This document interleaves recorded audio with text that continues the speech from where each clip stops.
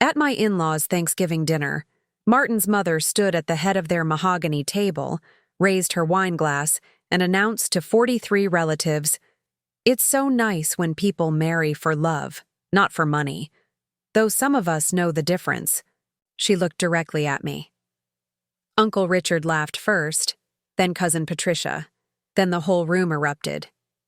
My hands trembled as I gripped my water glass, watching my children, Emma and Noah, stare at their untouched plates. Before we jump back in, tell us where you're tuning in from, and if this story touches you, make sure you're subscribed, because tomorrow I've saved something extra special for you. Preparing and narrating this story took us a lot of time, so if you are enjoying it, subscribe to our channel. It means a lot to us. Now back to the story. That's when Martin stood up, pulled out his phone, and said 5 words that changed everything. "Let me show you something." Within minutes, the laughter died. The smirks disappeared, and the woman who had spent 4 years calling me a gold digger behind closed doors finally learned the truth about who really built our success. I met Martin on a rainy Tuesday at a coffee shop near the university where I taught calculus. He was sitting in the corner, surrounded by legal briefs, looking exhausted. His tie was loosened, his hair disheveled, and he had that particular brand of weariness that comes from working 16-hour days at a law firm while trying to make partner. I was grading papers, wearing my usual teaching attire, a cardigan my grandmother knitted, sensible flats, and glasses that had seen better days. We reached for the same outlet to charge our laptops. He apologized. I laughed. We started talking. The conversation flowed naturally. He asked about my work, genuinely interested in how I made differential equations accessible to freshmen. I asked about his cases, fascinated by his passion for corporate law despite his obvious exhaustion. We discovered we both loved hiking, old jazz records, and terrible sci-fi movies from the 80s. 6 months later, we were dating seriously. But from the moment Martin introduced me to his family, I felt the chill. His parents, Harold and Vivian Sterling, lived in a sprawling colonial in Westchester. Harold had inherited a successful investment firm. Vivian came from old railroad money. They had summer homes in the Hamptons and winter retreats in Aspen. Martin and his sister grew up with nannies, private schools, and trust funds. I grew up in a 2-bedroom apartment above my parents' struggling bakery in Queens. My college education came through scholarships and 3 part-time jobs. My parents worked 18-hour days to keep their business afloat, teaching me the value of hard work and determination. The first time I met Vivian, she looked me up and down, taking in my department store dress and modest jewelry. "So you're a teacher," she said, the word dripping with condescension. "How noble." Harold was more direct. After dinner, I overheard him tell Martin in the study, "She's lovely, son, but be careful. Women from her background sometimes see men like you as a meal ticket." Martin defended me, but the seed was planted.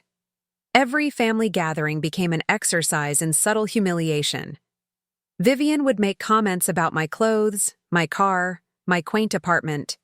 She'd share stories about Martin's ex-girlfriends, all from prominent families, all with impressive pedigrees.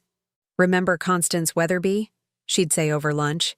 "Such a shame that didn't work out. Her father owns half of Connecticut." The worst part was how they'd sometimes included my salary in conversations, always comparing it to what Martin made at the firm. "Teachers are so underpaid," Vivian would sigh dramatically. "Thank goodness Martin can support a family properly." I'd bite my tongue, remembering my mother's advice. "Kill them with kindness, Sophie. Your worth isn't determined by their opinions." But it wasn't just the comments. It was the way they'd exchange glances when I talked about my work. The way they'd seat me at the far end of the table during formal dinners, next to distant cousins who barely acknowledged my presence. The way they'd forget to invite me to family brunches, then act surprised when Martin brought me anyway. 2 years into our relationship, something shifted. Martin started talking about leaving the firm. The 80-hour weeks were burning him out. He'd lost weight, developed insomnia, and barely had time for the things he loved. During one of our late-night conversations, he confessed he'd always dreamed of starting his own practice, something smaller, focused on helping startups and social enterprises rather than massive corporations. "But that's impossible," he said, staring at the ceiling of my apartment. "The startup costs alone would drain my savings, and my parents would lose their minds." That's when I made a decision that would later become ammunition for his family's assumptions about me. "What if we did it together?" I suggested. Martin looked at me like I'd suggested we fly to the moon. "Sophie, I can't ask you to—" "You're not asking. I'm offering. I have savings. Not much, but enough to help with initial costs. Plus, I understand numbers. I could handle the books, the financial planning." He sat up, studying my face. "You'd risk your savings on my dream?" "Our dream," I corrected. "If we're going to build a life together, let's build something meaningful." That night, we sketched out a business plan on napkins. Martin would handle the legal work. I'd manage operations and finances. We'd start small, work from home initially, and grow organically. What Martin didn't know, what I didn't tell him until much later, was that I'd been developing something on the side. For years, I'd been creating educational software, spending my evenings coding programs that made complex math concepts visual and interactive. I'd already sold a few licenses to local schools, but I knew the potential was bigger. I saw an opportunity to integrate my software into legal education, creating training programs for law students and young attorneys. It could be our firm's unique offering, legal services combined with cutting-edge educational technology. Martin was skeptical at first. "Software development? Sophie, that's a completely different field." But I showed him my prototypes, the positive feedback from educators, the market research I'd conducted. His skepticism turned to excitement. "This could actually work," he said, pacing my small living room. "We could revolutionize how small firms train their staff, how legal concepts are taught." We chose not to tell his parents until we were ready. We knew they'd try to talk him out of it, maybe even threaten to cut him off financially. So we worked in secret. Martin continued at his firm while we built our foundation. I taught during the day and coded at night. Weekends were spent meeting with potential clients, refining our business model, and setting up our infrastructure. The hardest part was hiding our exhaustion during family dinners. Vivian would make her usual barbed comments about my appearance. "You look tired, dear. Teaching must be so draining. Perhaps you should consider something less demanding." If only she knew I was running on 3 hours of sleep because I'd been debugging code until dawn. Harold would pontificate about the importance of choosing the right career path, always directing his comments at me. Martin's trajectory at Sterling, Blackwood & Associates is remarkable. Partner track by 35. Of course, not everyone has such opportunities. Martin would squeeze my hand under the table, a silent reminder that we were building something bigger than their narrow definitions of success. The breakthrough came 8 months later. A tech startup in Silicon Valley had seen a demo of our integrated legal education platform. They wanted to license it for their entire legal department and were interested in investing for further development. The initial offer was substantial, more than I'd made in 5 years of teaching, but we kept it quiet. The deal was still in negotiation, and we'd learned to protect our plans from his family's interference. Everything came to a head at Thanksgiving. 4 years into our relationship. We were engaged by then, planning a modest wedding that horrified Vivian. She'd already made several attempts to hijack the planning, suggesting venues we couldn't afford and guest lists filled with her society friends. That year, the Sterling family Thanksgiving was especially elaborate. Harold had just closed a major deal, and they'd invited extended family from across the country. The dining room was set with heirloom china and crystal, fresh flowers on every surface, and enough food to feed twice the number of guests. I wore my best dress, a navy blue sheath I'd bought for teaching award ceremonies. Vivian, of course, was in designer silk, dripping with jewelry that cost more than my annual salary. During the cocktail hour, I overheard Vivian talking to her, Sister Margaret, in the parlor. "The wedding is in 6 months," she said, her voice carrying. I've tried to guide them towards something appropriate, but Sophie insists on that tiny garden venue. "I suppose when you can't afford better." Margaret tisked sympathetically. It must be difficult watching Martin settle. Settle is precisely the word. After Constance Weatherby, I thought he'd learned his lesson about gold diggers. But Sophie is cleverer. She played the long game, pretending to be satisfied with her teacher's salary while slowly sinking her hooks into him. I stood frozen in the hallway, Emma and Noah beside me. They'd heard everything. "Mom," Emma whispered, "what's a gold digger?" My heart broke. My children, beautiful, innocent children who thought their grandmother hung the moon, were learning about cruelty dressed in silk and pearls. "It's just a word some people use when they don't understand love," I told her, fighting to keep my voice steady. But Vivian wasn't done. As we gathered for dinner, she orchestrated the seating so I was at the far end, separated from Martin by a sea of relatives. During the meal, she regaled the table with stories of Martin's accomplishments, always emphasizing the lifestyle he'd maintained before meeting me. "Of course, the club membership fees alone are astronomical," she said, passing the cranberry sauce.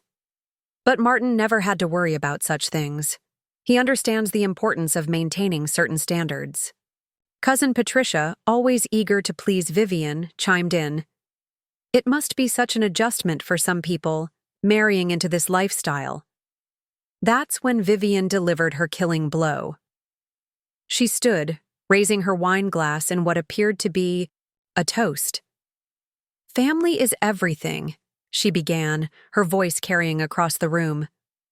"We Sterlings have always valued integrity, hard work, and, most importantly, authenticity. It's so nice when people marry for love, not for money. Though some of us know the difference." Her eyes locked on mine as she said it. The meaning was crystal clear to everyone. Uncle Richard laughed first, a short, cruel bark. Patricia followed, then others joined in, their laughter rippling through the room like a poison. Some relatives looked uncomfortable, shifting in their seats, but no one spoke up. I sat there, my face burning, my hands trembling as I gripped my water glass. Emma had gone pale beside me. Noah stared at his plate, his small shoulders hunched. They'd never seen their mother humiliated like this. Martin's face had turned to stone. He'd been managing a crisis call from a client in the study and had just returned to catch the tail end of his mother's speech and the resulting laughter. "Excuse me," he said, his voice cutting through the room. Vivian beamed, assuming he was about to make his own toast. "Yes, darling." Martin pulled out his phone. "Let me show you something." He connected his phone to the smart TV Harold had insisted on installing in the dining room. Within seconds, a presentation appeared on the screen. "Since we're discussing love and money," Martin said, his voice deadly calm, "I thought the family should know the truth about our success." The first slide showed incorporation documents for Sterling and Associates, not the prestigious firm where Martin had worked, but our company. 4 years ago, Sophie and I started our own firm. Mom, Dad, you never knew because you were too busy, belittling my fiancé to notice I'd left the family business track. The next slide showed financial projections, actual revenues, and growth charts. The numbers were staggering, far exceeding what Martin would have made as a junior partner at his old firm. Sophie didn't just support this dream, he continued. She funded it. Every penny of her savings went into our startup costs. She worked 20-hour days, teaching full-time while building our operations. He clicked again.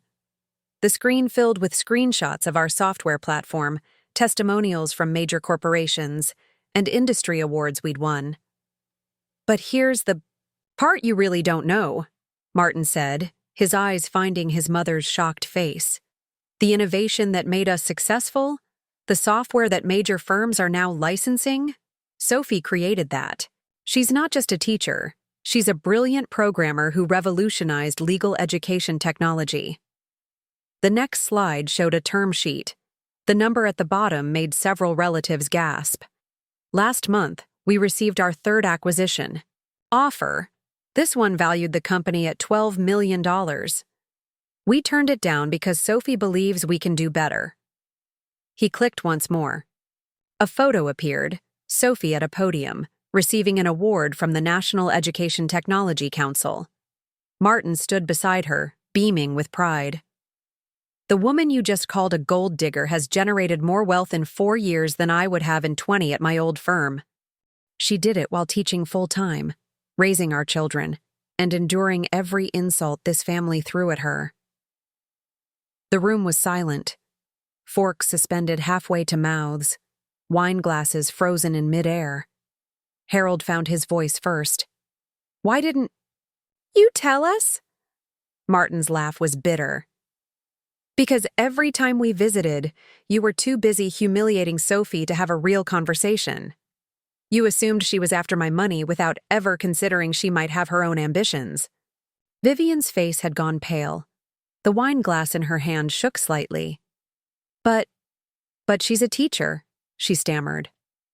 She's a polymath, Martin corrected. MBA from Columbia, self-taught programmer, published researcher in educational technology. Did you ever once ask about her accomplishments? Or were you too busy comparing her to Constance Weatherby? Cousin Patricia tried to salvage the moment. Well, this is wonderful news. We should celebrate. No, I said, finally finding my voice. Everyone turned to look at me. I stood slowly, my legs surprisingly steady. You don't get to celebrate our success after spending 4 years tearing me down. You laughed when Vivian called me a gold digger. You whispered behind my back. You made my children feel unwelcome at family gatherings. I looked at Emma and Noah. Get your coats. Emma stood immediately, her chin raised in a gesture I recognized as my own. Noah followed, slipping his small hand into mine. Sophie, Harold started. Surely we can discuss. The time for discussion was 4 years ago, I said. When you first decided I wasn't good enough for your son. When you assumed my worth based on my parents' income instead of my own potential. Martin shut off the presentation and pocketed his phone. We're leaving. Vivian stood, her perfectly composed facade finally cracking. Martin, please. We didn't know. How could we know when you kept it secret? We kept it secret because you'd already decided who Sophie was, Martin said. Every comment, every slight, every forgotten invitation. You showed us exactly what you thought. Success doesn't change that. As we walked to the door, I heard Uncle Richard clear his throat. Perhaps we were hasty. I turned one last time. The dining room looked like a tableau, 43 people frozen around a table laden with abundance, finally understanding that the wealth they worshipped had been surpassed by someone they'd dismissed. You were honest, I said. Brutally, cruelly honest. Now you have to live with what that honesty revealed about you. We left them there, surrounded by their heirloom china and wilting assumptions. The children were quiet as we walked to the car. Martin's hand found mine, solid and warm. Are you okay? He asked as we drove away. I thought about it, really, considered the question. 4 years of insults. 4 years of being diminished, dismissed, and disrespected. But also 4 years of building something extraordinary while they weren't looking. You know what? I said, watching their mansion disappear in the rearview mirror. I'm better than okay. I'm free. Emma spoke from the back seat. Mom, why did they say those things about you? I met her eyes in the mirror. Sometimes people are so focused on what they think matters, money, status, the right family name, that they miss what actually does. They saw a teacher and assumed that was all I was. But you're not just a teacher, Noah said. You're a computer person too, and a business person, and you make really good pancakes. Martin laughed, the sound filling the car with warmth. That's right, buddy. Your mom is many things. That's what makes her amazing. Emma was quiet for a moment. Will we see Grandma and Grandpa again? That's up to them, I said honestly. They need to decide if they want to know us, the real us, or just the version they invented in their heads. That night, we decided to tell the children everything, not the cruel details, but the truth about our business, our success, and why we'd kept it private. They deserved to know that their parents had built something significant together, that their mother wasn't defined by others' assumptions. The next morning, Martin's phone rang constantly. Vivian left 6 voicemails, each more desperate than the last. Harold sent formal emails requesting a meeting. Various relatives reached out with sudden interest in our company, our lives, our plans. We ignored them all. Instead, we spent the weekend doing what we'd always done, working side by side, planning our next innovation, building our future. The difference was that now we did it without the weight of others' judgments, without the need to prove ourselves to people who'd already decided our worth. A week later, Vivian appeared at our door unannounced. She looked different, older, somehow without her usual armor of superiority. "May I come in?" she asked. I could have said no. Part of me wanted to. But I thought about Emma and Noah, about the grandparents they deserved versus the ones they had. 5 minutes, I said. She sat on our modest sofa, her designer suit out of place in our comfortable living room. For the first time, she seemed to actually see our home, the children's artwork on the walls, the shelves lined with both legal texts and coding manuals, the evidence of a life built on love and ambition. "I've been thinking," she began, then stopped. "No, that's not right. I've been forced to confront some unfortunate truths about myself." I waited, offering neither comfort nor condemnation. "I grew up believing that background determined worth," she continued. "That people like us, old families with established wealth, were somehow superior. It made me feel safe, knowing my place in the world. And I threatened that," I said. She nodded. "You did. A teacher from Queens who made my son happier than any society girl ever had. It was easier to label you a gold digger than to examine my own prejudices. Easier, maybe, but cruel." "Yes," she agreed. "Cruel and wrong. And expensive." I raised an eyebrow. "I don't mean financially," she clarified quickly. "I mean the cost of what I've lost. 4 years of really knowing you. 4 years of watching my grandchildren grow without the shadow of my judgment. 4 years of my son's most important achievements. What do you want, Vivian?" She looked at me directly for the first time since arriving. "A chance to do better, to know the real Sophie, not the caricature I created. To be a grandmother who adds joy to my grandchildren's lives, not confusion. And if I say no, then I'll have to live with that consequence. But I hope you'll consider that people can change, that sometimes the hardest lessons teach us the most." I thought about my own parents, who taught me to measure people by their actions, not their words. Vivian had shown me 4 years of actions. But people could change, couldn't they? If they wanted it badly enough? "Sunday dinners," I said finally. "Once a month. Here, not at your house. You come as our guest, not as the matriarch. You speak to the children with kindness and respect. One wrong word about my background, my family, or my worth, and we're done." Hope bloomed in her eyes. "I can do that. We'll see." She stood to leave, then turned back. Sophie, the software you created, it's revolutionary. I had Harold research it. You've changed how an entire industry teaches and learns. I know, I said simply. I should have known too. I'm sorry it took a public revelation for me to see you clearly. After she left, Martin emerged from his study where he'd been listening. That was generous of you. Maybe, or maybe I'm just tired of carrying anger. It's heavy, and I have better things to do with my energy. He pulled me close. Like what? Like finalizing the Singapore expansion, like teaching Emma advanced calculus, like showing Noah that success comes in many forms, not just the ones his grandparents recognize. That Sunday, Vivian arrived precisely on time, carrying a homemade apple pie. It was store-bought, obviously, but the gesture mattered.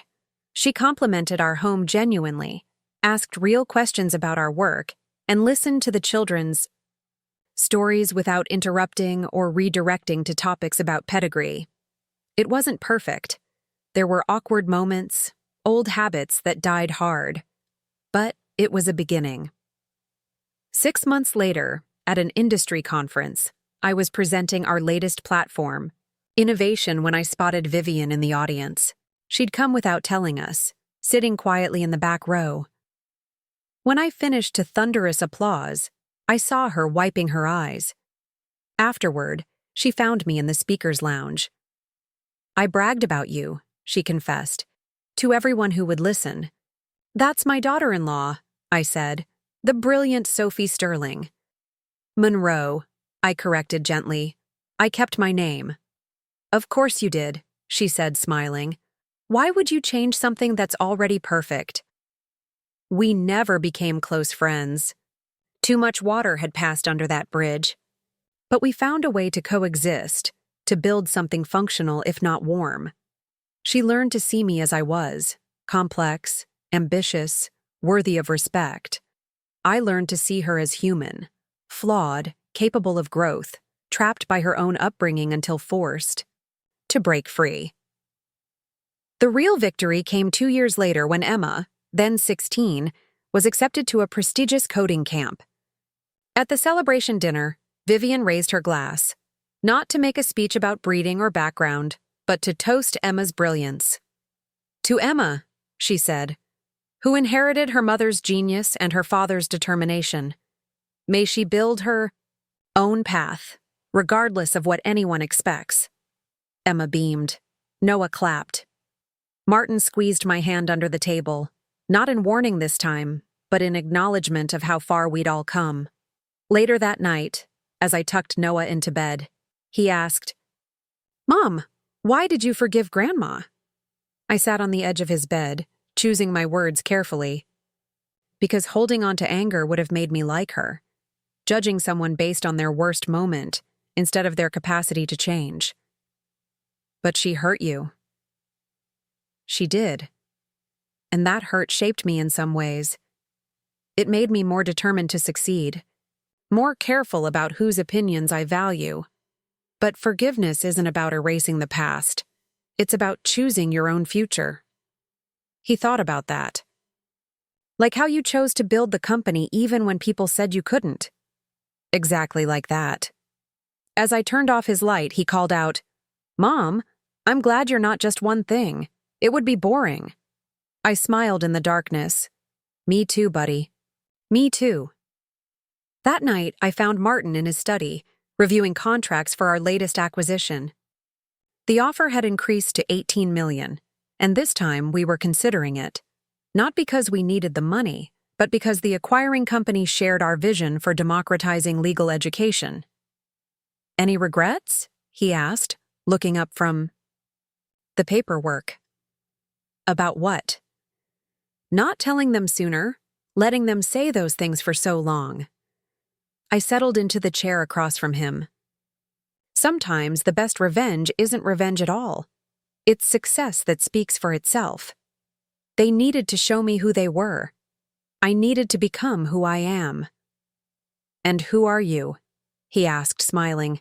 A teacher, a programmer, an entrepreneur, a mother. A woman who makes excellent pancakes.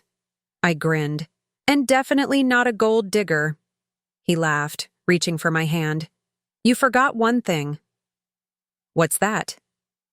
The woman who revolutionized an industry while other people were busy judging her appearance. That was the truth of it, really. While Vivian and her circle had focused on my modest clothes and middle-class background, I'd been building an empire. While they'd whispered about my motivations, I'd been writing code that would change how millions learned. While they'd called me a gold digger, I'd been mining something far more valuable than money: potential. The next Thanksgiving, we hosted at our house. Not the modest apartment where Martin had proposed, but the brownstone we'd bought with our own success. The dining room was smaller than the Sterling mansions, but it was filled with something their grand space had lacked: genuine warmth. Vivian arrived early to help cook, wearing an apron over her designer dress. Harold discussed market trends with my father, who'd finally retired from the bakery thanks to the financial cushion we'd provided. My mother taught Emma her secret pie recipe while Noah showed his cousins his latest coding project. During dinner, there were no speeches about breeding or background, no jokes about gold diggers or social climbing. Just family, complicated, imperfect, evolving family, sharing, a meal and genuine gratitude. As I looked around the table, I realized this was the real success. Not the millions in revenue or the industry accolades, though those were nice. Not the vindication of that Thanksgiving years ago, though it had been necessary. The real success was in building a life authentic to who I was, surrounded by people who'd learned to see me clearly. Emma caught my eye and smiled. She'd inherited my stubborn streak and Martin's sense of justice, but she'd also learned something we hadn't taught. Her, how to stand firm in her own worth from the beginning, without needing anyone's validation. That was the legacy I wanted to leave. Not just the company or the innovations or the financial security, but the knowledge that worth isn't determined by others' perceptions. It's built through work, maintained through integrity, and shared through love. After dinner, as we cleared the table, Vivian pulled me aside. I owe you something, she said. You don't. I do. She pressed a small box into my hand. This was my grandmother's. I'd always planned to give it to Martin's wife, but I withheld it because I wasn't Constance Weatherby. Because I was a fool. She met my eyes. It belongs to you. It always did. I just took 4 years to see it. Inside was an Art Deco brooch, elegant and understated. It wasn't about the monetary value. We both knew I could buy a dozen such pieces now. It was about acknowledgement, acceptance, and the admission that I'd been family all along. Thank you, I said, meaning it. She nodded, tears threatening her perfect makeup. Thank you for giving me a second chance. Not everyone would have.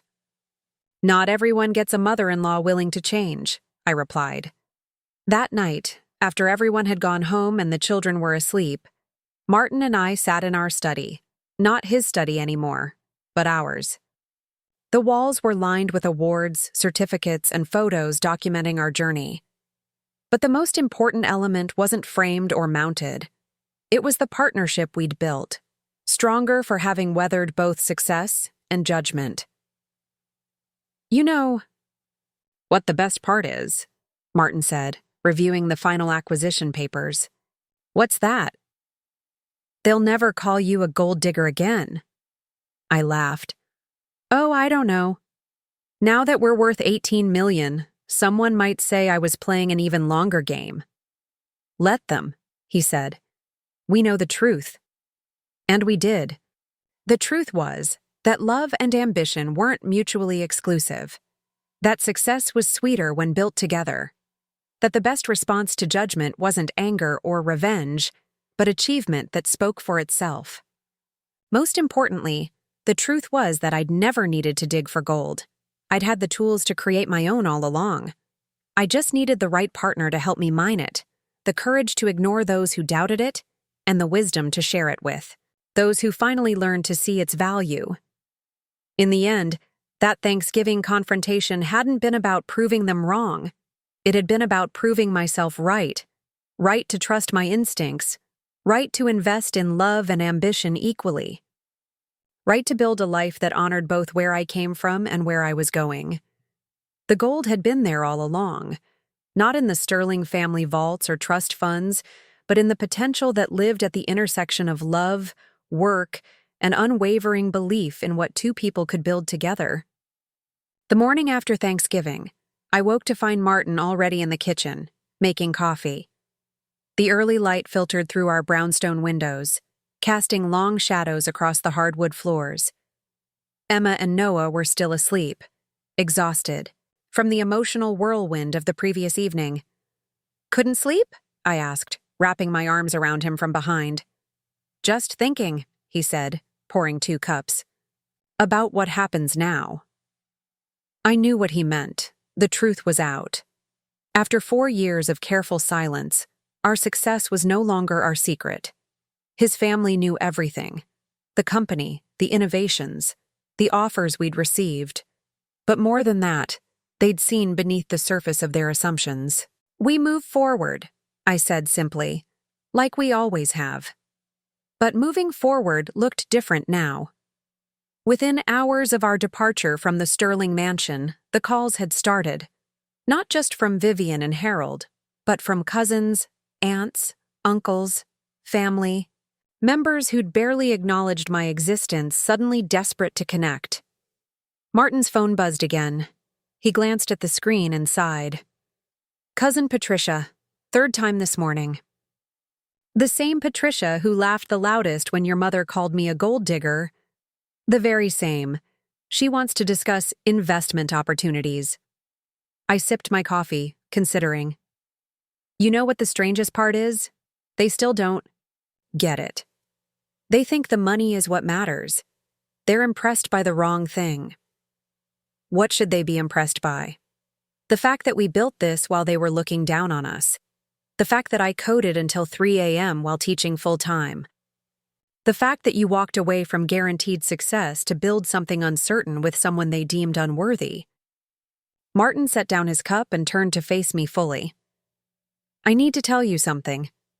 During those early days when we were just starting out, there were moments I doubted myself. Not us, never us, but myself. Wondering if I was making a mistake, if I was being irresponsible. What changed your mind? Watching you work. You'd come home from teaching, exhausted, and immediately sit down at your computer. You'd debug code while helping Emma with homework. You'd take client calls while making dinner.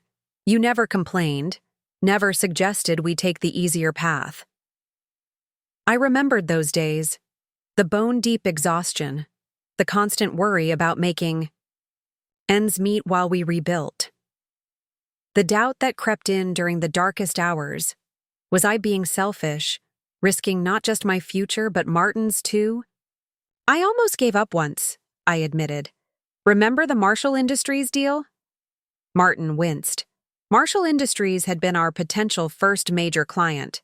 We'd spent weeks preparing a proposal, creating custom demonstrations, tailoring our platform to their specific needs. The meeting had gone perfectly, until they discovered I was the technical architect. "We need someone with more traditional credentials," I quoted, the words still bitter after all these years. Translation: "We need someone who isn't a public school teacher from Queens." "You locked yourself in the bathroom and cried." "I did. And when I came out, you'd rewritten our entire pitch strategy. We'll find clients who see innovation, not pedigree," you said. And we did. That became our approach. While other firms chased prestigious clients who valued name recognition, we focused on forward-thinking companies who cared about results. Our first real break came from a Seattle startup run by a college dropout who'd built a billion-dollar company from his garage. He didn't care about my background. He cared that our platform could cut his legal training costs by 60%. "Sophie?" Martin's voice pulled me back to the present. "What are you thinking?" That maybe we needed those 4 years of silence. If they'd known from the beginning, they would have tried to involve themselves. Your mother would have wanted to make introductions, claim credit, transform our authentic success into another sterling family achievement. You're right. Dad would have offered capital, with strings attached. Mom would have insisted on society. Launches, charity galas, the whole performance. And we would have lost what made us special, the fact that we did this entirely on our own terms. Emma's voice drifted down from upstairs. Mom? Dad? Is breakfast ready? Coming, sweetheart. I called back. As I started pulling ingredients from the refrigerator, my own phone rang. The display showed a number I didn't recognize. Sophie Monroe? The voice was professional, crisp. This is Janet Morrison from TechCrunch.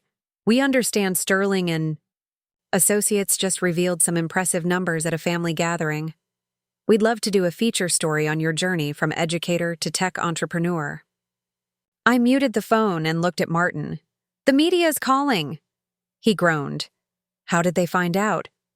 Are you kidding? Your family probably started making calls the minute we left. Patricia's husband works at the Wall Street Journal. Your Uncle Richard has connections everywhere. I unmuted the phone. Ms. Morrison, I appreciate your interest, but we're not prepared to discuss our business publicly at this time. But surely the story of a teacher who built a multi-million-dollar legal tech company is a story we'll tell when we're ready, on our terms. Thank you for understanding. I hung up and immediately silenced my phone. Martin did the same. So much for privacy, he muttered. Did we really think it would stay quiet? Your mother just discovered her son is worth 12 times what he would have been at the family firm. Your father realized his daughter-in-law, the gold digger, created something more innovative than anything in his portfolio. That's not the kind of news the Sterling family keeps to themselves. Emma appeared in the doorway, already dressed for the day. Are we famous now? No, sweetheart. We're the same family we were yesterday. But Grandma knows about the company now. Yes, she does. Emma considered this. Good. Maybe she'll stop asking when you're going to get a real job. Martin and I exchanged glances. We'd tried to shield the children from the worst of Vivian's comments, but kids see more than we think. Come help me with breakfast, I said, changing the subject. You can practice your fractions with the pancake recipe. As Emma measured flour, Noah stumbled in, still in his dinosaur pajamas. Can we go to the office today? Our office had evolved from our dining room table to a small rented space to an entire floor in a downtown building. The kids loved visiting, especially the break room with its fully stocked snack collection, and the conference room with floor-to-ceiling whiteboards. Not today, buddy. Today we're staying home. Because of what happened at Grandma's? I paused. In flipping pancakes. What do you think happened at Grandma's? Noah scrunched his face, thinking. Grandma said mean things about Mom. Dad showed everyone that Mom built something cool. Grandma looked like she swallowed a lemon. Emma giggled. She did look like that. And then we left, Noah continued, and nobody ate pie. That's a pretty good summary, Martin said, ruffling Noah's hair. But the important part is what happens next. What happens next? Emma asked. I plated the pancakes, giving myself time to think. How do you explain family dynamics, prejudice, and redemption to children? How do you teach them to protect their hearts while keeping them open? Remember when you were learning to ride your bike? I asked Emma. And that bigger kid laughed when you fell? She nodded. Madison Parker. She said I'd never learn because I was too clumsy. But you did learn. And when Madison saw you riding perfectly, what happened? She wanted me to teach her tricks. Right. Sometimes people make judgments based on what they think they know. But when they see the truth, when they see what you're really capable of, they have a choice. They can admit they were wrong and change, or they can stay stuck in their old ideas. Is Grandma going to change? Noah asked. We'll have to wait and see. Martin's phone buzzed again despite being on silent. He glanced at it and frowned. My sister's flying in from London. Penelope Sterling Wright had missed Thanksgiving due to a conference in Europe. The family joke was that she'd scheduled it deliberately to avoid Vivian's holiday productions. As the Sterling child who'd married into even older money, Penelope had always occupied a unique position, immune to their parents' criticism but also oddly protective of me. Did she say why? Just that she heard about dinner and wants to, quote, assess the damage. I laughed. The damage to whom? Knowing Penn? Probably to Mom's worldview. After breakfast, I retreated to my home office while Martin took the kids to the park. I had code to review, emails to answer, and a presentation to prepare for Monday's board meeting. But concentration came hard. Every few minutes, another call came through. Reporters, industry colleagues who'd somehow heard the news, distant Sterling relatives suddenly interested in catching up. And I turned off my phone entirely and tried to focus. This was why we'd kept quiet for so long. Success was easier to build in shadows than in spotlights. But now the secret was out, and we'd have to navigate a new reality. A knock at my door interrupted my coding. Come in. Martin entered with a cup of tea, chamomile, my afternoon favorite. The kids are building a fort in the living room. I'm apparently not qualified to help because I don't understand the structural requirements. Emma's getting serious about her engineering phase. She gets that from you. He set the tea on my desk and perched on the window seat. We need to talk about what comes next. You mean besides ignoring your family's calls? I mean the acquisition offer, the media attention, the fact that our revenue numbers are now family gossip fodder. I saved my work and swiveled to face him. What do you want to do? The offer's good, better than good. Jackson Whitman called while I was at the park. Tech Global's prepared to go to 20 million if we commit by year-end. 20 million, the number that would have seemed impossible 4 years ago when we were working from our kitchen table. But it wasn't about the money anymore. It hadn't been for a while. Do you want to sell? Martin studied his hands. I want to know what you want. This is your baby, Sophie. The platform, the innovation. It all came from your vision. Our vision, I corrected. I couldn't have built this without you. The legal framework, the business development, the client relationships, that's all you. But the core technology is worthless without proper implementation. We're partners, Martin, equal partners. So I'll ask again, do you want to sell? He was quiet for a long moment. I think about the next phase, international expansion, the educational initiatives you've been planning, the nonprofit arm to bring legal education to underserved communities.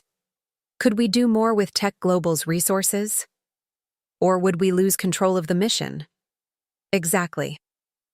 This was the kind of discussion we'd had dozens of times over the years, not in front of whiteboards or investor presentations, but in quiet moments like this, two people trying to balance ambition with authenticity, growth with purpose.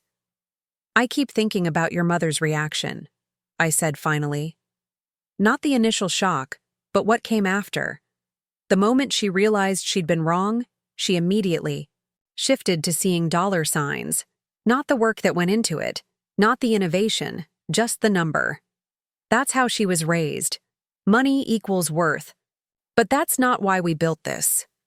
Remember our first client testimonial? The law student who said our platform made complex concepts finally click? The small firm that could suddenly compete with big players because our tools leveled the playing field? Martin smiled. The thank you letter from that legal aid society in Detroit. Exactly. That's our why. And I worry that selling, even to a company that promises to maintain our vision, might dilute that. So we don't sell? I think we take the weekend. No phones, no emails, no family drama, just us and the kids. And on Monday, we make the decision that feels right for the company we want to be, not the company others expect us to be. Martin stood and crossed to my chair, pulling me up into his arms. Have I mentioned recently that marrying you was the smartest thing I ever did? Even though I'm just a gold digger from Queens? Especially because you're a gold digger from Queens. You struck gold in places my family didn't even know to look. That evening, Penelope arrived like a force of nature. Where Vivian entered rooms with calculated grace, Pen burst through doors with infectious energy. Her designer suit was wrinkled from the flight, her hair escaping its careful chignon, and her smile was genuinely warm when she hugged me. Sophie, darling, I heard you finally put Mother in her place. Brava. It wasn't like that. Oh, please. Richard sent me a play-by-play. Mother calls you a gold digger. Martin reveals you're tech royalty. Everybody's jaw drops. It's better than the season finale of Bridgerton. Emma and Noah raced to greet their aunt, who always arrived with British sweets and outrageous stories. As they dragged her to see their blanket fort, Martin and I exchanged amused glances. At least someone's enjoying this, I murmured. Later, after the children were in bed, the three of us sat in the living room with wine and honest conversation. Penelope had always been different from the rest of the Sterling family. Maybe it was her years abroad, or her marriage to Nigel, a professor who cared more about medieval literature than stock portfolios. Whatever the reason, she'd never treated me as anything less than an equal. I'm not surprised, you know, she said, tucking her feet under her on the sofa. About your success. I saw it coming years ago. How? Martin asked. Because Sophie never tried to impress Mother. Everyone else who entered this family, myself included, bent themselves into pretzels seeking approval. But Sophie just existed, authentically. That takes a certain kind of strength. Or stubbornness, I offered. Same thing, really. And that coding project you showed me 3 Christmases ago? The visual calculus program? I knew then you were onto something revolutionary. I stared at her. You remember that? Of course. I remember. You explained complex mathematics like you were describing a recipe. Clear, logical, accessible. I went home and told Nigel, my sister-in-law's going to change how people learn. Why didn't you ever say anything to your parents? Pen's expression darkened slightly. Because I know my mother. She would have swooped in with suggestions, connections, improvements. She would have made it about the Sterling legacy instead of your innovation. Some gardens need to grow in secret before they're strong enough to survive the storm. And now? Martin asked. Now the garden's a forest, too established to be uprooted by anybody's opinions. She raised her glass. To Sophie Monroe, who proved that the best revenge is massive success. I didn't do it for revenge, I protested. No, you did it for love, for passion. For the sheer joy of building something meaningful, which is why it worked. Pen leaned forward. But I'll bet it felt good, seeing Mother's face when she realized she'd been calling a millionaire a gold digger. I couldn't help but smile. Maybe a little. A little? Sophie, darling, Richard said she literally couldn't speak for a full minute. In the 43 years I've been alive, I've never known Vivian Sterling to be speechless. You accomplished the impossible. The conversation drifted to other topics. Pen's research at Oxford, Nigel's upcoming book tour, the kids' latest achievements. But eventually, inevitably, we circled back to the family dynamics. They'll come around, Pen said. Give them time to adjust their worldview. Mother's spent decades believing that worth comes from breeding and bank accounts. Discovering that her middle-class daughter-in-law out-earned and out-innovated half of New York's elite? That's not a small psychological shift. I don't need them to come around, I said. I just need them to stop diminishing me in front of my children. Oh, I think that's finished. Hard to call someone beneath you when they're demonstrably above you in every measurable way. Success isn't just about money. No, but in Mother's world, it's the universal translator. She doesn't understand passion or innovation or hard work for its own sake. But she understands $20 million. It's not the language you choose, but it's the one she speaks. After Penn left for her hotel, Martin and I cleaned up in companionable silence. The house felt different somehow, not physically, but energetically, like we'd crossed some invisible threshold. "Penn's right, you know," Martin said, drying dishes. "About the garden growing in secret." "I know. I just wish." "What?" "I wish they could have seen me, really seen me, without the success. That they could have valued the teacher who loved their son, not the entrepreneur who built a company." Martin set down the dish towel and took my hands. "Would it help to know that I saw you? From that first day in the coffee shop, I saw your brilliance. Not the degrees or the job title or the bank balance, the actual you. You saw potential. No. I saw completeness. You were already everything you are now. The success just made it visible to people who couldn't see past their own limitations." That night, I lay awake thinking about visibility and value, about the different lenses through which we see each other. Vivian had looked at me and seen only what I lacked: the right family, the right connections, the right pedigree. I'd looked at her and seen only judgment and dismissal. Neither of us had tried to see deeper. But Martin had seen me truly. And maybe that's all any of us can hope for. One person who sees past the surface to the soul beneath. The next morning brought a surprise. Not another phone call or media request, but an actual visitor. Harold Sterling stood on our doorstep at 8:30, looking uncomfortable but determined. "May I come in?" he asked formally. I was still in my weekend clothes, yoga pants and an old t-shirt from Emma's school fundraiser. But I didn't apologize or rush to change. Those days were over. "Of course," I said, stepping aside. Harold had always been the quieter Sterling parent. Where Vivian dominated conversations, he observed. Where she pronounced judgments, he simply nodded. I'd never known if his silence meant agreement or merely acquiescence. He sat stiffly in our living room, his coat still buttoned despite the warm interior. "Martin's at the park with the children?" "Saturday morning tradition," I confirmed. "Can I get you coffee?" "No, thank you. I won't take much of your time."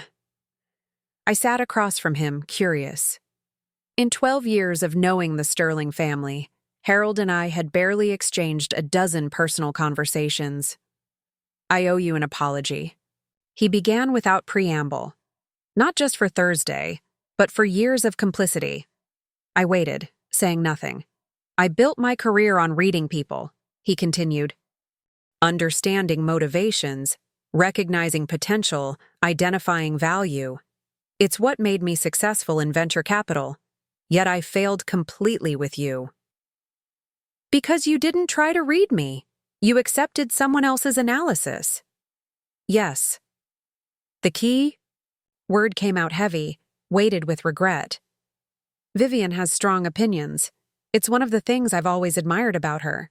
But I should have formed my own conclusions." "Why didn't you?" Harold seemed to age before my eyes. "Because it was easier. Because challenging her would have meant examining our entire worldview. Because I was comfortable in my assumptions about how the world works, who belongs where, what determines worth. And now I'm forced to confront the fact that my daughter-in-law, whom I dismissed as a social climber, has built something more innovative than most of the companies in my portfolio. That she did it while teaching full-time and raising my grandchildren. That she and my son created more value in 4 years than I did in my first decade." "It's not a competition," I said gently. "No, but it is a reckoning.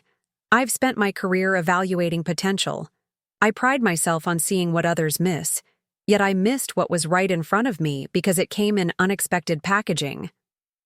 The metaphor wasn't lost on me. How many times had I been dismissed because I didn't fit the expected model? How many opportunities had I lost because someone couldn't see past their preconceptions? What do you want, Harold? He finally unbuttoned his coat, a small gesture that somehow seemed monumental. I want to know my real daughter-in-law, the one who codes until dawn and teaches with passion and builds empires while others sleep. I want to understand how you saw possibilities where others saw limitations. That's learned behavior, I said. When you grow up without advantages, you get creative. You find unconventional paths because the conventional ones are closed to you. My father built his fortune from nothing, Harold said quietly. Immigrant, no connections, just determination. Somewhere along the way, we forgot that history. We started believing our success was inherited rather than earned. Success can be both. Yes, but we forgot which part matters more. He leaned forward. I've been reviewing your platform. The elegance of the code, the intuitive interface, the scalability, it's remarkable. But what struck me most was the mission statement. I knew the words by heart. I'd written them during one of those late nights when exhaustion and inspiration blurred together. Legal education should be accessible, engaging, and transformative. We believe that understanding law empowers individuals and strengthens communities. Our technology breaks down barriers, making complex concepts clear and giving every learner the tools to succeed. That's not the mission statement of someone seeking easy money, Harold observed. No, it's the mission statement of a teacher who believes education changes lives. Vivian told me about the letter, the one you showed Ariel. I stiffened, slightly. That letter had been meant for one purpose, truth in a moment that demanded it. I hadn't wanted it to become family folklore. That wasn't about humiliation, I said carefully. It was about protecting my children from believing they were unloved. I understand, but it showed remarkable restraint. You held that evidence for years. Most people would have used it immediately. I'm not most people. No, Harold agreed. You're not, which is why I'm here. Not to apologize, though I do, sincerely, but to ask if you'd be willing to start over, to let me get to know the woman my son was wise enough to marry. I studied him, this titan of industry who'd built fortunes and influenced markets, sitting in my living room asking for a second chance. There was something both sad and hopeful about it. Everyone deserves the opportunity to grow, I said finally. But Harold, this isn't just about me. If you want to be in our lives, really in them, you need to see all of us clearly. Not the sterling heir and his inappropriate wife, but Martin and Sophie, partners in every sense. Not your grandchildren who need correct breeding, but Emma and Noah, who are perfect exactly as they are. I understand. Do you? Because that means accepting that Emma might become a coder instead of a debutante, that Noah might prefer public, school to prep academies, that our values might never align with sterling traditions. Perhaps it's time for new traditions, Harold said quietly. Before I could respond, the front door burst open. Emma and Noah tumbled in, pink-cheeked from the cold, with Martin close behind. They all stopped short at the sight of Harold in our living room. "Grandpa," Emma said uncertainly. Harold stood, suddenly looking unsure. "Hello, Emma." Noah. Noah, less cautious than his sister, approached curiously. "Are you here about Thanksgiving?" "In a way, yes. Mom said people can change if they want to. Do you want to?" Out of the mouths of babes. Harold glanced at me, then back at Noah. "Yes," he said simply. "I want to." Emma stepped forward then, her expression serious. "Mom built something amazing. She stays up really late working on it. Sometimes I bring her tea because she forgets to take breaks." "That sounds like your mother," Harold said with a small smile. "She's teaching me to code too. I'm building an app to help kids with math homework." "That's wonderful." "Do you code, Grandpa?" "No, I don't." Emma considered this. Mom could teach you. She's really good at explaining things. I caught Martin's eye over the children's heads. He raised an eyebrow in question. I gave a tiny shrug. Who knew? Maybe teaching Harold Sterling to code would bridge more than just technical knowledge. Would you like to stay for lunch? I heard myself asking. Harold's surprise was evident. Yes, if it's not an imposition. It's not, Martin said, finally joining the conversation. But you're helping cook. House rules. And so, Harold Sterling, venture capitalist, family patriarch, man of rigid expectations, found himself in our kitchen chopping vegetables while Noah chattered about dinosaurs, and Emma explained her app development process. It was surreal and somehow perfect. Over sandwiches and soup, the conversation flowed more naturally than it ever had at formal Sterling dinners. Harold asked real questions about our work, listened to the children's stories, and even laughed at Noah's jokes. It wasn't a complete transformation. Years of ingrained behavior don't vanish over one meal. But it was a beginning. As he prepared to leave, Harold pulled me aside. The acquisition offer. Martin mentioned you're considering it. We are. My opinion probably doesn't carry weight given my track record of judgment, but for what it's worth, don't sell. Not yet. What you've built is remarkable, but I think you're just scratching the surface. Why do you say that? Because you're not motivated by money. You're motivated by mission. Companies like that, led by people like you, they change industries. They change the world. After he left, our house felt different again. Like another barrier had fallen, another bridge had been built. Martin found me in the kitchen, staring out the window at the afternoon sky. That was unexpected, he said. Which part? Your father showing up, or me inviting him to stay? Both, but especially you giving him a chance. Everyone deserves the opportunity to grow. I repeated my earlier words. Besides, he's trying. That's more than many people do. My mother's going to have opinions about his visit. Your mother has opinions about everything.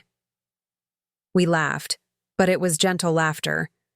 Shifting family dynamics are never simple, never clean. But they're possible if people genuinely want change. That evening, as I tucked Emma into bed, she asked, "Do you think Grandpa really wants to learn coding?" I don't know. What do you think? I think he wants to understand us better. Coding's just one way. That's very insightful.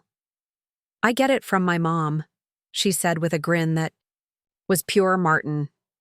Or your dad. Both, she decided. That's what makes me special. After the children were asleep, I returned to my office. The acquisition contracts lay on my desk, waiting for a decision. $20 million. Financial security for generations. Resources to expand globally. But Harold's words echoed. Companies like that, led by people like you, they change the world. I opened my laptop and began typing. Not code this time, but a different kind of blueprint. A 5-year plan that didn't involve selling. International expansion funded through strategic partnerships. The nonprofit educational arm we'd always dreamed of. Programs to bring legal technology to underserved communities. It was ambitious.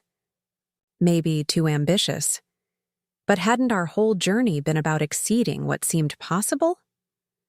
Martin appeared in the doorway with tea. He always knew when I was deep in planning mode. What are you working on? Our future. The one where we don't sell.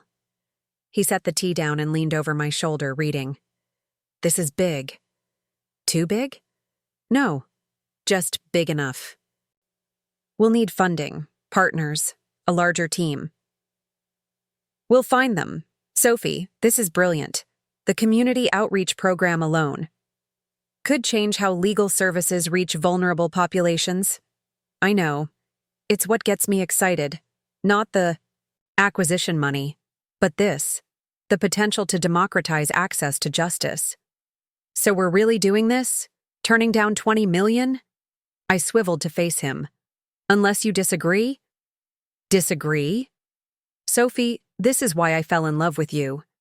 Not because you build successful companies, but because you build them with purpose. Because you see possibilities where others see problems. Because you're not satisfied with personal success if it doesn't create broader change. So that's a yes? That's a hell yes. We spent the next 3 hours refining the plan, building on each other's ideas like we had in those early days. The energy was electric, not the desperate energy of survival, but the focused energy of vision. Just after midnight, my phone rang. Vivian's name appeared on the screen. Should I answer? I asked Martin. Your call, literally. I accepted the call. Hello, Vivian. Sophie. Her voice was different, smaller, less certain. I apologize for calling so late. I couldn't sleep. What can I do for you? Harold told me about his visit. He said you were gracious. He's trying to bridge a gap. I respect that. I want to try too, but I don't know how. I've been one way for so long, believed certain things for so long. How do I change that? It was perhaps the most honest thing Vivian Sterling had ever said to me. Start by seeing people as they are, not as you expect them to be, I said. Ask questions, listen to answers, and Vivian, stop keeping score. Life isn't about who has more. It's about what we build together. She was quiet for a long moment. The educational nonprofit Harold mentioned? Is that real? Very real. We want to provide free legal education resources to communities that can't afford traditional training. I'd like to help, if you'll let me. I know people, foundations, organizations that fund such initiatives. Martin and I exchanged surprised glances.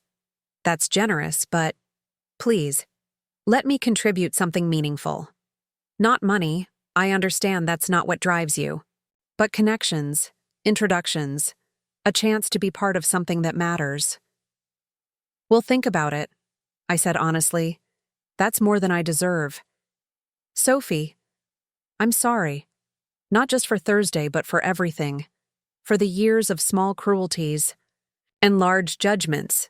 For teaching my grandchildren that their mother was somehow less than. For being so afraid of change that I couldn't see grace when it was standing right in front of me.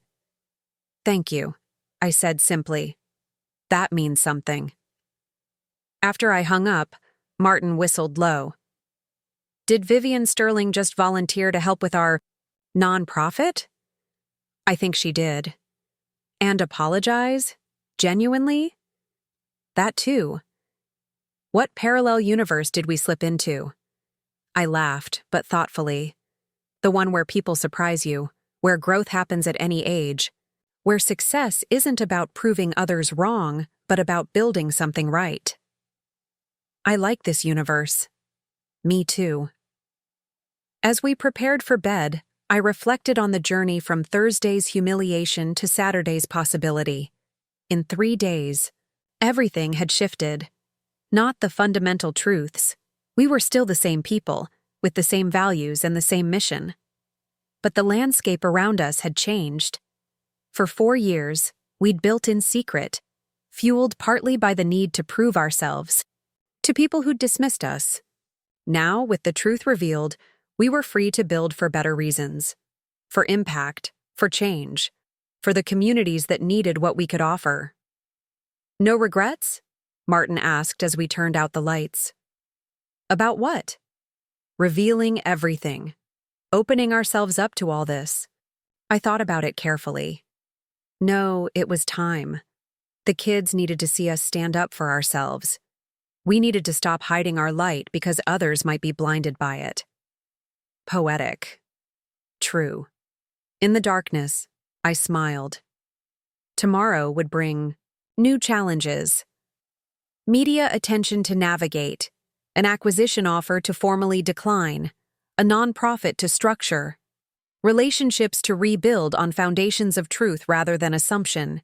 But tonight, I was exactly where I needed to be, in the home we'd built, with the partner who saw me clearly, surrounded by the evidence of what two people could create when they believed in each other more than they feared others' opinions. The gold had been there all along, not in sterling vaults or family treasures, but in the alchemy of ambition and love, innovation and purpose. We hadn't married for money. We'd married for possibility. And in the end, that investment had yielded returns beyond anything Vivian's world could measure. As sleep finally came, I thought about Emma's words. I get it from both. That's what makes me special. She was right. What we build together is always stronger than what we inherit alone. And sometimes, just sometimes, when we stand in our truth, long enough, others find the courage to stand in theirs too. The real gold was never what we could dig up. It was what we could create. Monday morning arrived with an email that changed everything. Not from Tech Global about the acquisition, we'd already drafted our polite decline, but from someone I'd never expected to hear from, Margaret Chen, CEO of the Chen Foundation, one of the largest education nonprofits in the country. Sophie, I heard about your platform through an interesting source, Vivian Sterling. She called me at home yesterday, quite passionate about your vision for democratizing legal education. I'd like to discuss a potential partnership. Are you available this week? I stared at the screen, coffee cooling in my hand. Vivian had actually followed through. More than that, she'd reached out to exactly the right person. Margaret Chen was legendary in educational innovation circles, a former tech executive who'd pivoted to philanthropy with laser focus on accessible education. Everything okay? Martin asked, noticing my expression. I showed him the email. His eyebrows rose. Mother called Margaret Chen? On a Sunday? Apparently. Margaret Chen doesn't take calls from just anyone. I know. We looked at each other, processing this unexpected development. Vivian Sterling, who'd spent years dismissing my work, had just opened a door we'd been hoping to approach for months. My phone buzzed. A text from Vivian. I hope you don't mind. Margaret is an old friend from boarding school. I thought you two should meet. I typed back, thank you. This is incredibly generous. Her response came quickly. It's not generous. It's overdue. By noon, I was sitting in Margaret Chen's Manhattan office, surrounded by awards and photos of students from around the world. Margaret herself was nothing like I'd expected. Younger than Vivian, dressed in jeans and a blazer, with sharp eyes that missed nothing. Vivian Sterling singing someone's praises, she said without preamble. That's unusual enough to get my attention. But your platform, that's what's keeping it. She pulled up our demo on her screen. Walk me through the vision. Not the technology, I've already reviewed that. The mission. What drives this? I leaned forward, feeling the familiar passion ignite. Every year, thousands of bright minds don't pursue legal careers because the education is inaccessible, too expensive, too complex, too removed from real-world application. Meanwhile, communities desperately need legal advocates, but can't afford them. We're solving both problems. How? By reimagining how legal concepts are taught, visual learning, interactive scenarios, adaptive AI that identifies where students struggle and provides targeted support, but more importantly, by making it affordable and accessible. Our nonprofit arm would provide free access to underserved communities, with pathways to certification and practical training. Margaret nodded slowly. And the business model? Commercial licenses subsidize the nonprofit work. For every corporate client, we can provide free access to multiple community organizations. It's sustainable philanthropy. Vivian said you turned down a $20 million acquisition offer. We did. Why? Because selling would mean losing control of the mission. Tech Global would maximize profit. We want to maximize impact. Margaret stood and walked to her window overlooking Central Park. Do you know why I left tech? I've read the interviews. The public story. Here's the real one. I built 3 successful companies, sold each for more than the last. But I realized I was just moving money around, making rich people richer. No lasting change. No real impact. She turned back to me. Your platform could transform legal education, but more than that, it could change who has access to justice. That's systems-level change. That's the goal. The Chen Foundation doesn't just write checks. We form partnerships. We provide funding, yes, but also infrastructure, connections, strategic guidance. We're very selective. I waited, sensing she was building to something. I want to fund your nonprofit arm, fully. $5 million to start, with additional funding as you scale. But I have conditions. I'm listening. First, you maintain control. No board takeover, no mission drift. Second, we start with a pilot program. 5 cities, focused on communities with the highest need. Third, you commit to measuring and sharing impact data. Real numbers, real stories. My heart was racing, but I kept my voice steady. What's the catch? Margaret smiled. No catch, but I want you to think bigger. Legal education is just the beginning. The model you've built, adaptive learning, visual processing, practical application, could transform other fields. Medical, education, engineering, teaching itself. One revolution at a time, I said, but I was already seeing the possibilities. Fair enough, but keep it in mind. So, do we have a deal? I thought about the years of bootstrap funding, the careful calculations, the dreams deferred for financial reality. $5 million would change everything. Not just for our company, but for thousands of students who thought legal careers were beyond their reach. We have a deal, I said, extending my hand. The ride back to Brooklyn felt surreal. In one morning, our nonprofit dream had become funded reality. I called Martin immediately. $5 million? He repeated. Just like that? Not just like that. There are benchmarks, reporting requirements, accountability measures. But yes, full funding. For the nonprofit arm? And Mother facilitated this? She did. Martin was quiet for a moment. Sophie, do you realize what this means?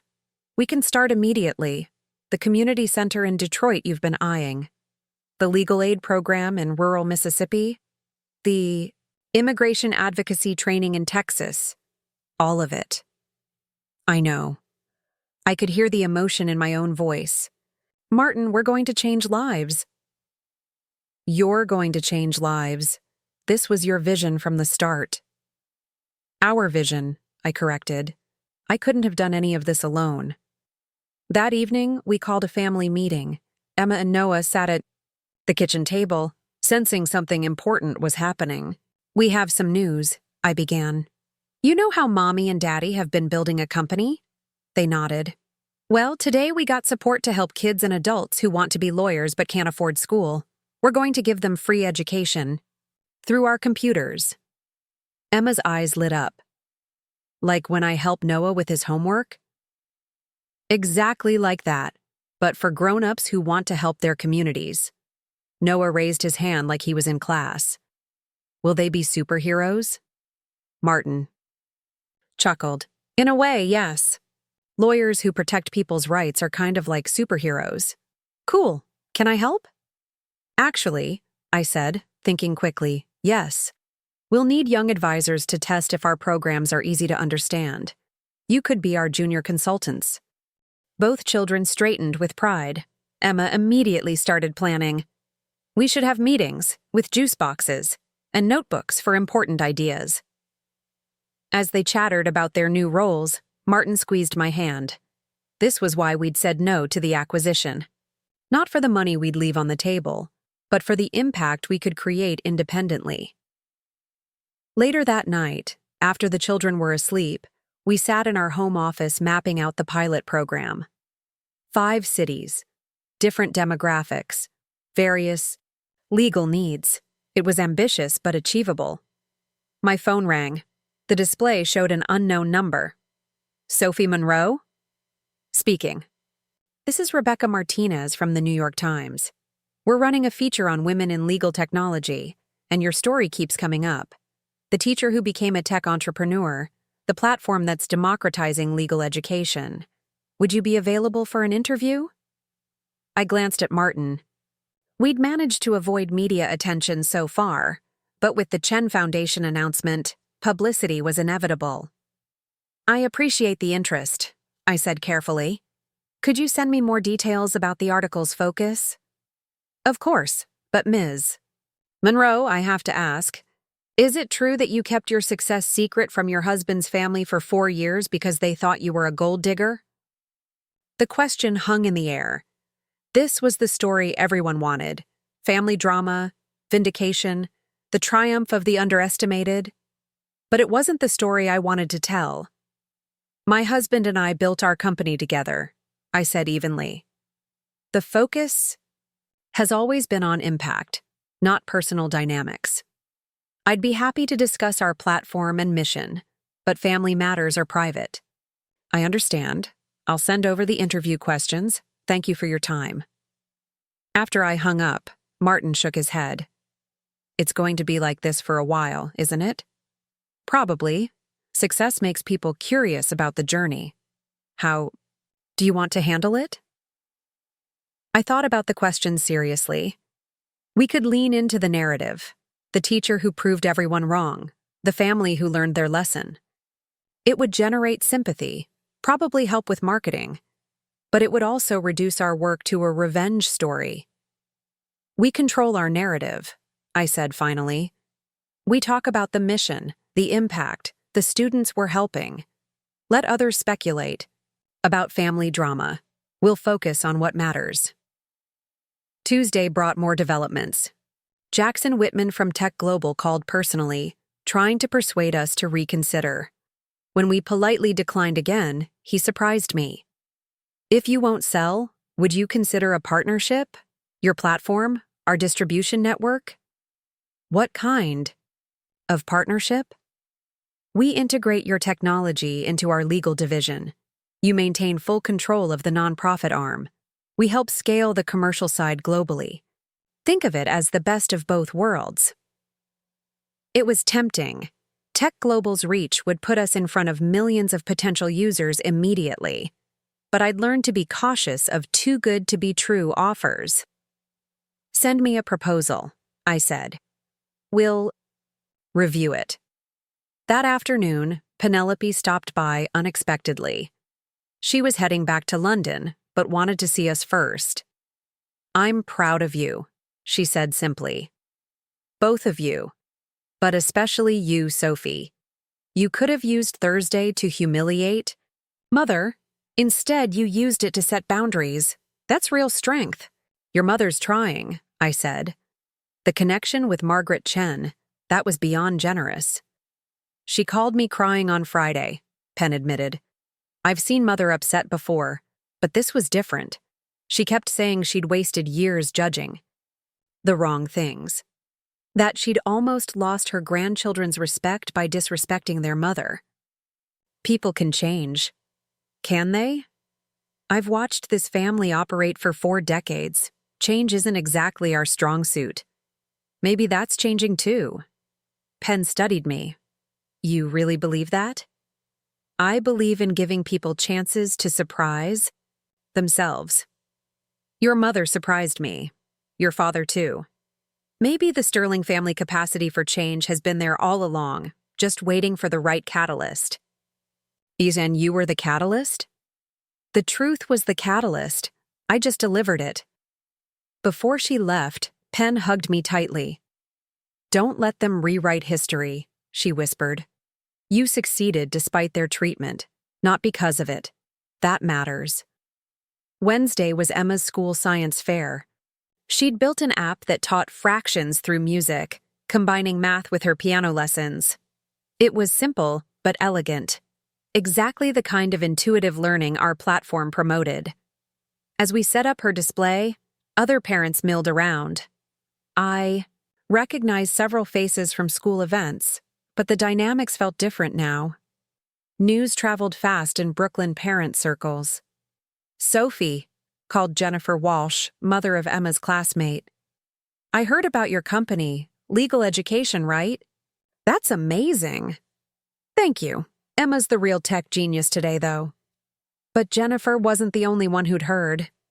Throughout the event, parents approached with congratulations, questions, even investment offers. It was surreal.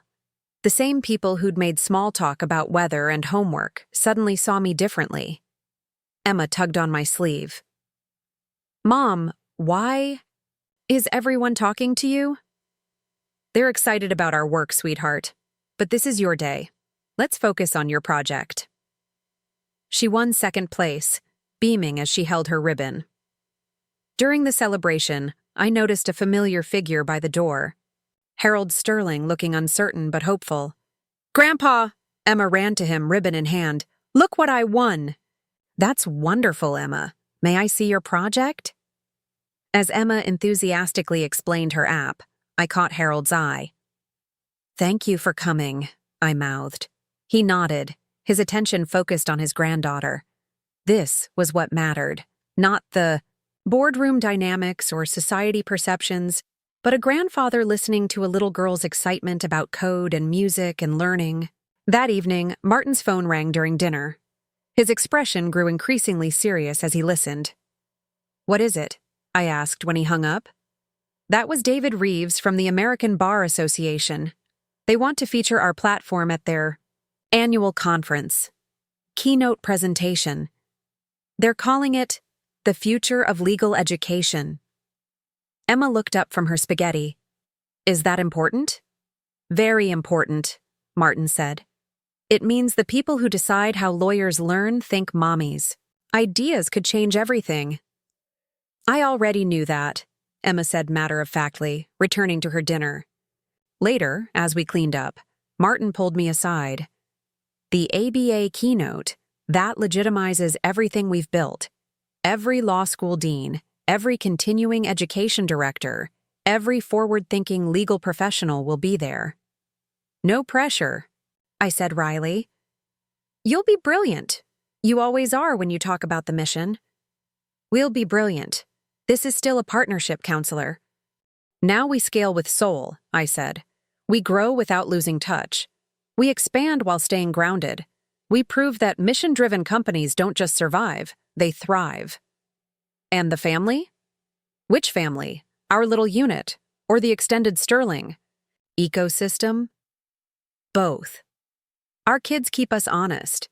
They don't care about valuations or user metrics. They care that we're home for dinner and available for homework help."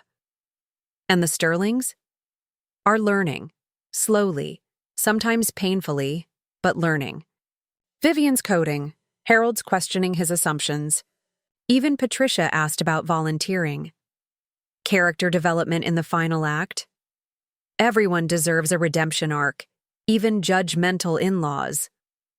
We headed inside, checking on sleeping children, tidying the kitchen, preparing for another day of building tomorrow. Our house felt the same despite our changed circumstances. Success hadn't moved us to a mansion or filled our garage with luxury cars. We'd invested in mission, not lifestyle.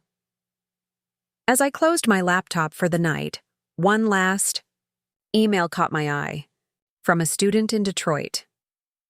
"Passed my paralegal exam today, first in my family with legal certification. Thank you for believing we deserved this chance." I printed it out and pinned it to my bulletin board, next to similar messages from Mississippi, El Paso, Kentucky, and the Bronx.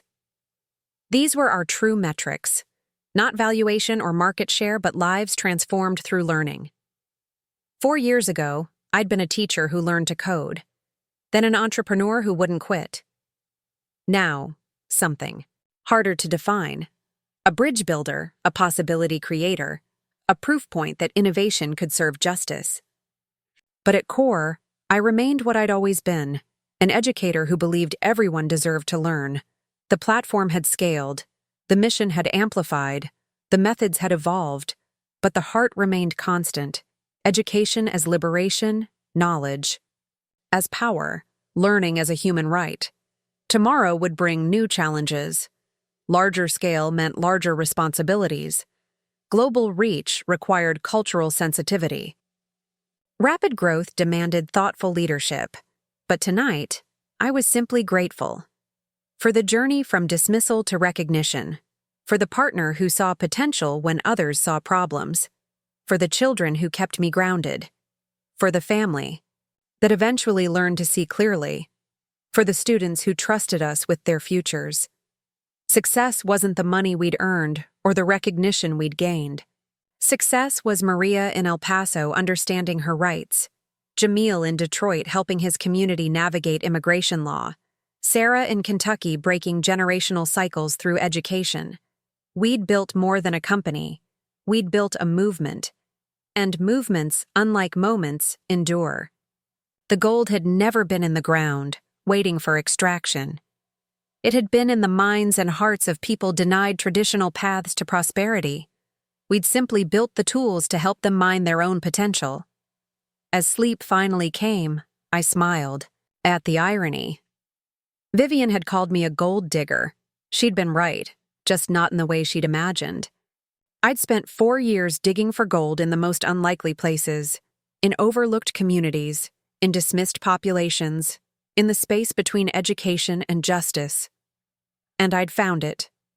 Not in one spectacular strike, but in thousands of small victories.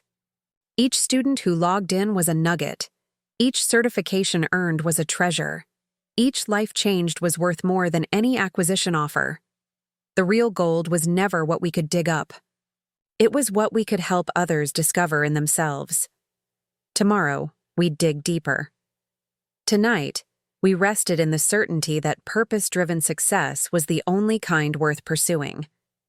The revolution we'd started was just beginning, and the best. Part wasn't what we'd built. It was what others would build with the tools we'd provided. That was the final lesson, the ultimate truth.